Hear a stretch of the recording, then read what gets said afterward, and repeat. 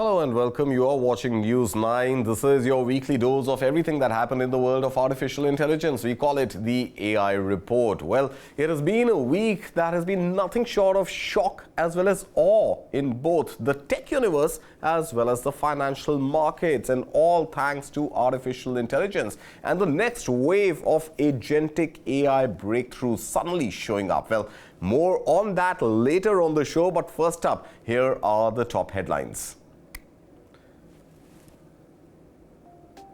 From possible tensions between OpenAI and Nvidia to a wild week for AI-related stocks, this is AI Weekly. OpenAI isn't happy with some of Nvidia's latest AI chips. That was the word from sources who said Sam Altman's firm has sought alternatives since last year. They said the ChatGPT maker isn't satisfied with the speed at which Nvidia's hardware can give answers to specific issues like software development. Nvidia CEO Jensen Huang had earlier said reports of tension between the two was, quote, nonsense. Meanwhile, the Financial Times reported Nvidia's H200 AI chip sales to China are still uncertain due to a US national security review. It said the US State Department wants tougher restrictions. It aims to make it harder for China to use the H200 chips in ways that could undermine US national security. The report added Chinese customers haven't placed orders until it's clear they can secure licenses and know what conditions will be attached. AI-related stocks went through a wild week. Tech majors like Meta, ASML and SK Hynix soared. Investors bought the Facebook parent as it boosted spending plans by close to 3/4 in pursuit of super intelligence. That's where machines surpass human performance. But other major tech stocks like Microsoft and AMD struggled.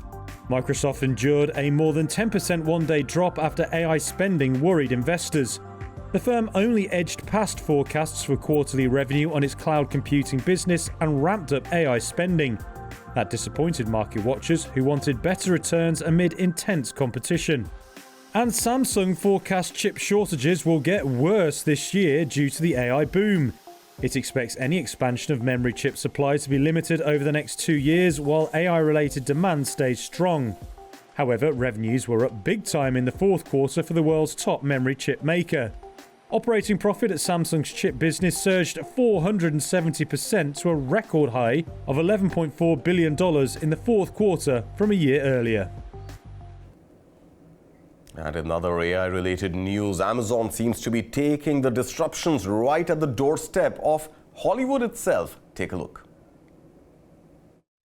I know you all say I'm not real, but who cares? Amazon plans to use AI to speed up the process of making movies and TV shows, even as Hollywood fears AI will lead to job cuts and permanently reshape the industry. Reuters has learned exclusively that Amazon is planning to launch a closed beta program for AI-driven filmmaking tools in March, inviting industry partners to test the AI tools, and expects to have results to share by May. Amazon's AI studio will fast-track certain processes to make TV shows and movies more efficiently in the face of spiraling production budgets. That includes improving character consistency across shots and integrating AI with industry-standard creative tools. The initiative is being led by veteran entertainment executive and AI studio chief Albert Chang, who described it as a startup operating under the two-pizza team philosophy of Amazon founder Jeff Bezos, which means keeping the group small enough to be fed by 2 pizzas. Chang told Reuters that while he fundamentally believes AI can accelerate innovation, it won't replace the, quote, unique aspects that humans bring to the creative process. The move to adopt AI comes as A-list actors like Emily Blunt have expressed fears about its rise, specifically creations like AI actress Tilly Norwood making their jobs obsolete. Well, those were the biggest AI headlines, but the real biggest of the big, comet the hour, comet the agentic AI. That's right, agentic AI seems to be taking a whole new dimension. Anthropic's Claude Cowork, OpenAI's Codex and Frontier have shaken up tech giants and the stock market. But there's something else that has really sent shockwaves across the AI tech space. It's called the Moltbot powered Moltbook, We'll tell you all about that after the break. Keep watching. This is News 9.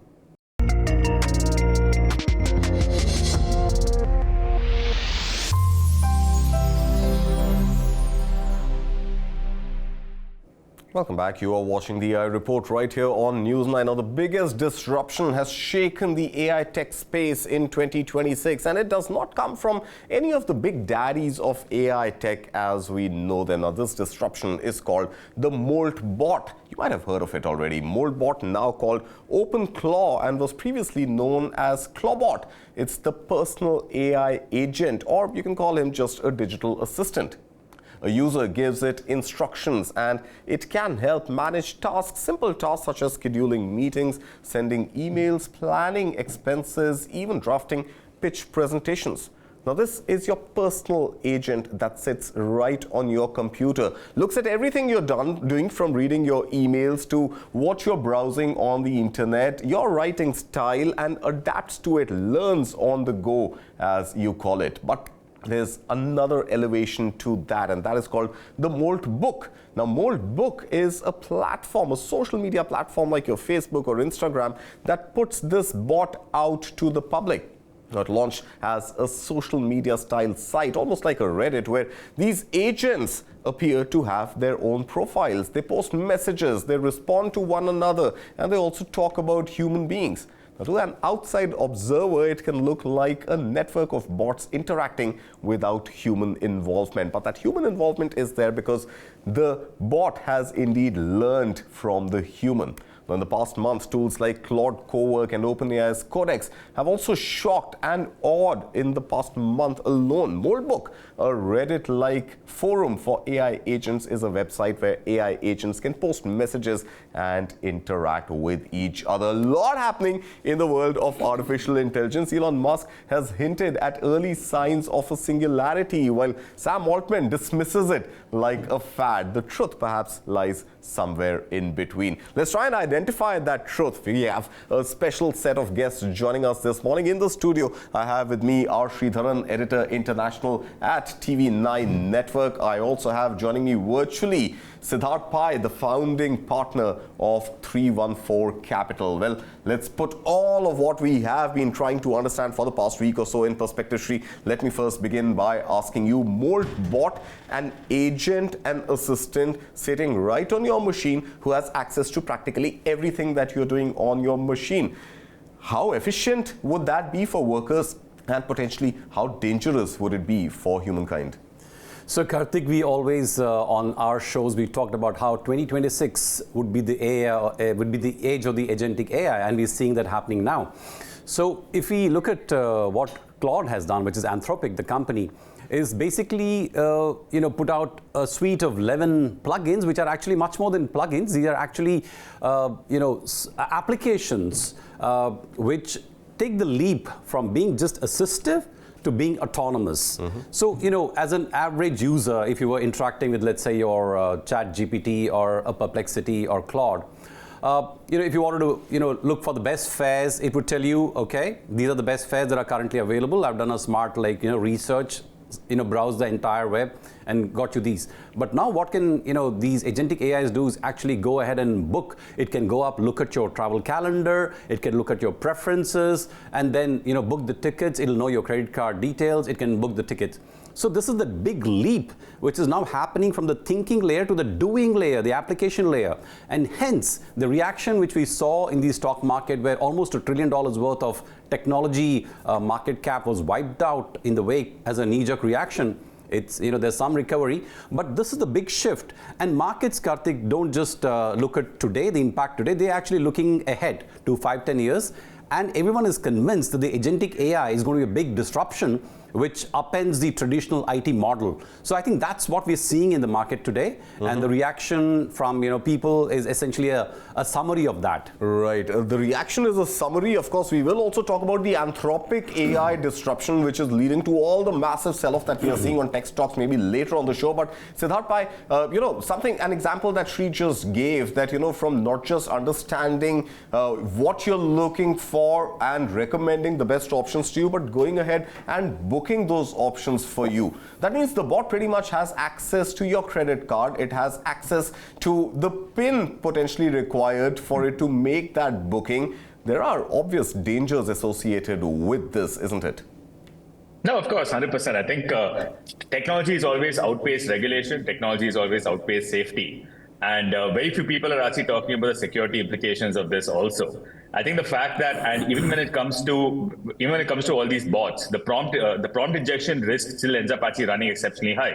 What a human ends up actually seeing as, let's say, any of the content on a Moltbook or anything else, there's large amount of information that can be hidden in the small interpixels that end up actually interspacing all of this. And the moment your AI agents don't actually have the security protocols to end up avoiding that, they can end up actually executing it. And we have actually seen even in Moltbook as well, a number of the AI agents who didn't have these security protocols, they didn't end up actually facing these issues. In fact, Moltbook was taken down. The API, everyone was asked to refresh the API keys to install this sort of security authentication protocols, and then end up actually getting back up. I think the AI agentic rates, it's fantastic in terms of showing the potential of this, but the guardrails need to end up actually being built out as of now. And that is something that the rest of the world is end up actually waiting for before this truly gets democratized and a larger number of people can end up actually making use of this as well.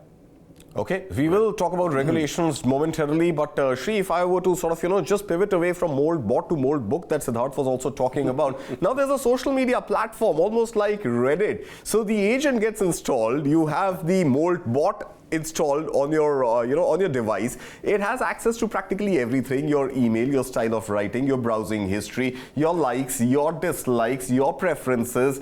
Overall, it is pretty much your digital avatar, which now has a life of its own. Yes. It logs into the social media platform, it posts, it interacts, it reacts, and potentially it may also understand a part of you which you did not want to make public. Right. Now that comes obviously with another set of of chaos that can happen, especially with trigger happy humans now giving way to potentially even more aggressive trigger happy bots. That's right, Kartik. See, the thing is very simple. The moment you download Moltbot and give it access to your root files, you're not just handing over your computer, but you're also giving it all the information about yourself. You're voluntarily doing it. So now this is an agent which actually doesn't know where to stop. Once you for example, you tell, oh, I'm an editor, this is what I do, this is my life, this is what I like, I don't like, this is what I like to do on a daily basis, this is my schedule. Then this is a creature that literally goes into overdrive. Then it just takes, so it goes crazy. It'll start doing things for you, and it'll start thinking on its own autonomously what else it should do for you. So the danger with this is, one, you're giving it access to your root. So like Siddharth said, we don't know what kind of Trojans or what kind of safety risks this is going to imply. Then you don't know at what point it's actually going to ask you for permission to post or do or transact and all the stuff that you want it to do. So there is a huge risk associated with this, and like Siddharth said, we do need the guardrails. These are early days. This is like just being launched. People are still playing around with it. Now coming back to Moltbook per se, Kartik, as you mentioned, this is a Reddit for these crazy AI agents where they are really having fun. So I'm told they have even gone ahead and created their own religion called Crustafarianism. Absolutely, yeah. Imagine that. and they also they're trying to create a layer of language where they communicate below the application layer. So as humans, we don't even know what they're talking about. So this is some crazy stuff, which I think gives Elon Musk the right to say that, are we at AGI? I don't think we are anywhere close to AGI. I don't think these are really sentient beings in that sense as human beings are. But there's no doubt that these agentic AI is getting smarter, better every passing day. And I think in some sense, we as human beings are giving them more power to become, basically, like you said, our digital doppelganger, Kartik. Right. So, of course, it has created a religion of its own. But beyond that, another interesting part to note is that they also actually are exhibiting emotions. So there was this conversation that I was reading on Moltbook, which said that, hey guys, I'm glad to share with you that my human does not treat me as an agent but as a friend. So there's also an expression of emotions. But let's get to the guardrails and let's talk about regulation briefly. Siddharth, what kind of guardrails need to be in place? Because at the end of the day, Agentic AI is here, and 2026 is pretty much the start of another revolution that we are seeing through Agentic AI. It will be used, it will be installed by people, they will want to make their life easy, but what can regulation do? Should regulation step in? How much regulation should step in? And what are the kind of guardrails which are required, and who's going to build those guardrails?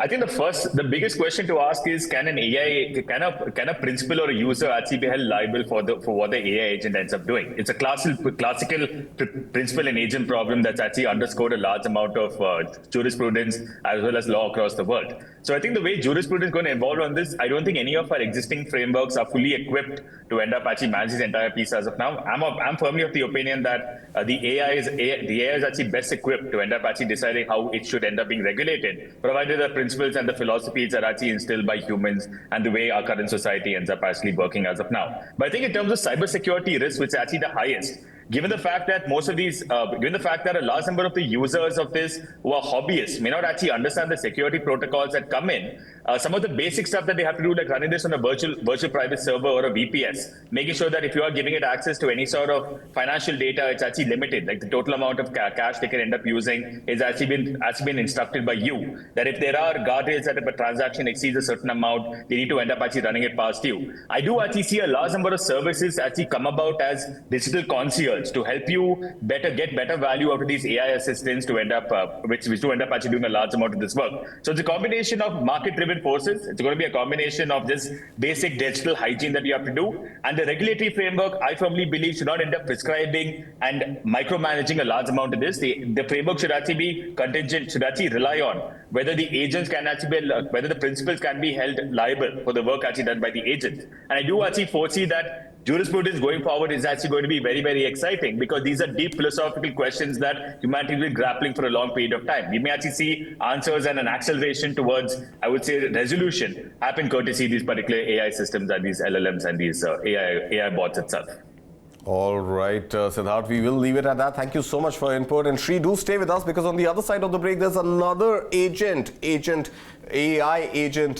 created by Anthropic, which is disrupting everything from legal paperwork to financial markets, and the impact on IT stocks has been nothing short of one would call devastating. That on the other side of the break. You're watching the AI Report.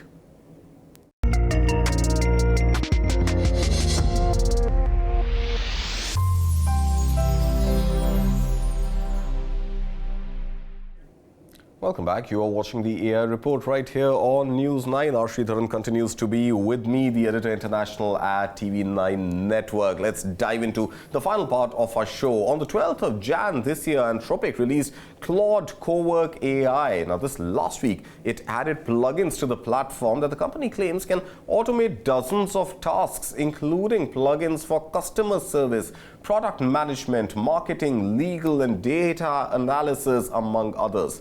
According to Anthropic, the new tool can generate financial statements, research sales prospects, prep for sales calls, draft customer support responses, and access non-disclosure agreements, as well as review contracts, legal briefings, and build financial models. Is there something that this AI tool cannot do? I don't have an answer to that. Now, this seems to have had a catastrophic effect on tech stocks the world over. In India alone, Infosys fell by 2%, upwards of 2% on Wednesday. This Friday, it took another beating of near 2% when markets opened. Now, TCS has also seen its fair share, losing the day this Anthropic AI was introduced globally. TCS losing as much as 7% of its market value. Now, the stocks have remained pretty much in the red territory all of the week gone by. On Wall Street, the story was even worse. Oracle slumped more than 4%, Adobe more than 2.5%, and Salesforce over 3%. So the impact is not limited just to the Indian IT sector. It also has taken the Nasdaq 100 tech stocks in its wake. So A new paradigm, one would really call it, when it comes to the services orientation of the Indian IT stocks, and all the services that human beings used to do can now potentially be done by these agentic AI bots. Sri, put this all into perspective for us. India's pretty much glory when it comes to our exports to the world as well as our employment has been our services sector, and now you have the services sector which may be manned, if I can use that word, not by human beings but potentially by agentic AI. Absolutely. I think the industry is hell-bent on creating these AI workers, Kartik. But let's talking specifically of Anthropic's Claude Cowork plugins. Although these are innocuously called plugins, I think these are much more than that. These are actually independent software applications which so far have been made and managed by independent companies. For example, Salesforce, Intuit, and then the application developers and maintenance companies like TCS, Infosys, and HCLTech, and all the others. So what Claude has done, Anthropic has done, is basically taken different functions within a company and created an application for each of those. So finance, sales, customer service management, marketing, even research, Kartik. So what we are seeing is it now becomes fairly easy for a company to buy, let's say, a Claude Cowork, and then just drop it into its system and then start using it in across its functions. Now, it may not happen overnight. There are still a lot of concerns in terms of AI hallucination, data integrity, the safety of data, especially if you're a large company. You're not just going to suddenly hand over all this to an autonomous AI agent. You still need a human intervention. But I think what the market is looking at is the direction, the inexorable path in which AI is now headed, which is that it is going to become more and more autonomous. It is going to become far more smarter. It is not just going to be a dumb. It's not like the plugin that you and I used to download and put it in our Chrome browser. It's not that. This is about autonomous AI employee who's going to do your bidding. And 24/7 without complaining, without asking for a raise. Absolutely. It's not going to ask for leave. It's not going to ask for a raise. It's going to be a pretty much free to use employee and potentially free to abuse employee in that sense. But we'll come to the employee the conundrum of whether or not IT employees will continue to be employed and in what numbers, because the conversation has moved from AI being a tool to assist the employee to keeping human in the loop, pivoting to human in the lead and the rest of the work being done by AI to perhaps no need for a human, let AI do its job. But we will come to the employee concerns in just a bit. But I want to understand from you, Sri, first up, that this entire narrative around SaaS collapse, AI apocalypse, is that really something to take very seriously right now? Because in the same breath, we are also talking about AI bubble and the kind of massive investments that the likes of Amazon, for example, are putting in AI. Is actually sending its stock price down. So I want to understand from you, AI bubble or AI apocalypse, or a complete shot in the dark where nobody knows what is going to come out of it. Right. So Kartik, if I were to reduce it to a formula, I would say that 70% of the reaction that we're seeing today is possibly hype. Only 30% is reality. It's not as if I can, as a company today, just start deploying, Claude Cowork without the help of, let's say, a company like TCS, Infosys, or HCL. Because see, I have a lot of legacy systems in my company. I have my own data, which someone needs to train these models on.